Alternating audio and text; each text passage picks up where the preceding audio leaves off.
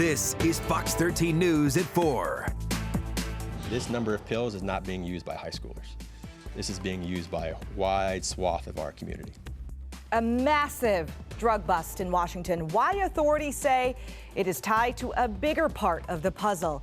Plus, the vice president visits Seattle, what she came to highlight less than 2 weeks before the midterms. And also why you might want to savor tonight's sunset.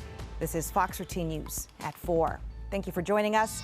I'm Hannah Kim. With almost daily drug arrests in the news, it's easy to become numb to our region's deadly drug problem. But even so, today's announcement by federal and local law enforcers was a shock. Reporter Steve Kiggins is on this for us. For starters, Steve, there was enough fentanyl seized in this operation to kill 100,000 people and then some. I mean, this is just a huge crisis.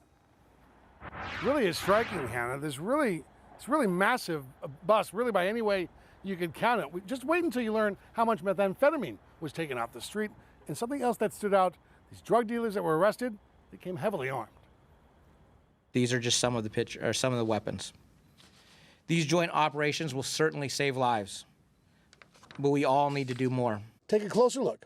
Besides the cash and the dope, police say all the guns in this photograph were seized from a single house in Ballard Tuesday. Chief Diaz says drugs come with firearms, saying so far this year, the number of shots fired reports are up 26% over last year. And you think about 110 guns that were recovered. I mean, that's about a tenth of all of the guns that we've recovered so far this year. Over the course of more than a year and a half, federal and local police say they seized more than 1,000 pounds of meth and 330,000 fentanyl pills. More than a dozen locations in California and Washington state were sworn by law enforcement on Tuesday alone. 17 people are now under arrest, suspected in drug trafficking connected to Mexican cartels.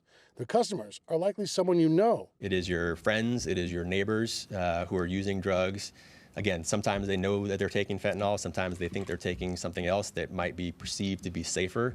And we're seeing more of that hit young people. Law enforcement say the most dangerous drug confiscated in these busts is fentanyl, a highly concentrated and addictive opioid. That's enough fentanyl to kill over 132,000 people.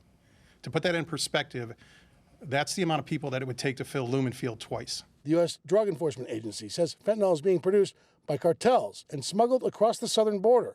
And the cartels, say police, are ruthless. They want to drive addiction. We see it. We see the fentanyl in every drug. It's in fentanyl, it's in cocaine, it's in methamphetamine, because that is their ultimate goal, is to drive addiction, to have more people buy their product, to simply make more money.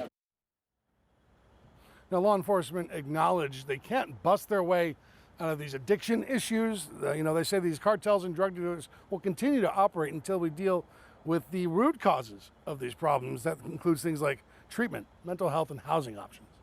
Live in Seattle, Steve Kiggins, Fox 13 News.